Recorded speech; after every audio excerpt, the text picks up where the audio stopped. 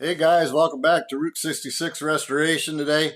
I'm working here on this front fender for my 57, this lower corner, passenger front fender. And as I'm working on this thing, you need a pattern.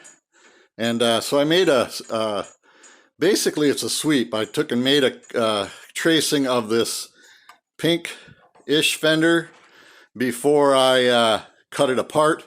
The bottom on the red one was bent up. The frame structure underneath was bent. So I decided to try to take two fairly rust-free fenders and make one out of them.